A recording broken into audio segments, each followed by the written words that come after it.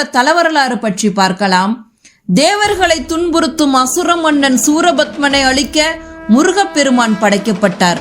முருகப்பெருமான் போருக்கு கிளம்புவதற்கு முன் பார்வதி தேவி சிவபெருமானால் சத்ரு சம்ஹார மந்திரத்தை முருகப்பெருமானுக்கு உபதேசிக்க விரும்பினார்.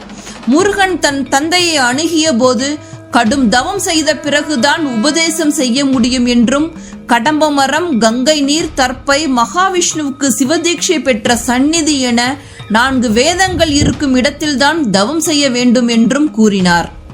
முருகப்பெருமான் பூமிக்கு வந்து இத்தனை குணாதிசயங்கள் கொண்ட இடத்தை தேடத் தொடங்கினார். செஞ்சேரி மலையில் கடம்ப மரம், தர்ப்பை, ஞான தீர்த்த சுனை வடிவில் கங்கை நீர் மற்றும் மகாவிஷ்ணு சிவதீட்சை பெற்ற சின்னமலை ஆகிய இடங்களில் எல்லாம் நேர்கோட்டில் அருகருகே அமைந்துள்ளன. அவர் இங்கே தவம் செய்தார். முழு திருப்தியடைந்த பிறகு சிவபெருமான் மந்திரத்தை உபதேசித்தார் மற்றும் வெல்ல முடியாத சக்திகளையும் வழங்கினார். மந்திரம் இங்கு பரிபாலனம் செய்யப்பட்டதால் இந்த மலை மந்திரகிரி என்றானது. சிவபெருமானிடம் மந்திர உபதேசம் பெற்றவர் அப்படிங்கறனால இங்க இருக்க முருகப்பெருமான மந்திர முருகன் என்றனர். அதுவே காலப்போக்கில் மருவி மந்திரி முருகன் என்றாகி மந்திரியப்பன் என கிராம மக்களால் அழைக்கப்படுகிறது. இவரை பக்தர்கள் தங்களது கஷ்டங்களுக்கு ஆலோசனை சொல்லும் மந்திரியாக கருதுகின்றனர். இப்பகுதியில் பிறக்கும் குழந்தைக்கு மந்திரி என்ற பெயரை வைக்கும் பழக்கமும் இருக்கிறது.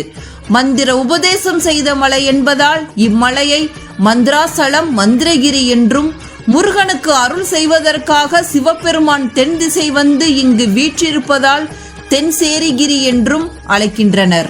இந்த கோவில்ல முருகப்பெருமான் 12 கரங்களுடன் காட்சி தருகிறார். இவர் சேவல் கொடியை வைத்திருப்பதோடு இடது கையில் சேவலையும் வைத்திருக்கிறார். சூரனை அடக்கி அவனை சேவலாக மாற்றி தன் பிடிக்குள் வைத்திருப்பதை இந்த அமைப்பு காட்டுகிறது. முருகன் இத்தலத்தில் தன் பெற்றோர்களை வணங்கி பின் போரில் வெற்றி கண்டார்.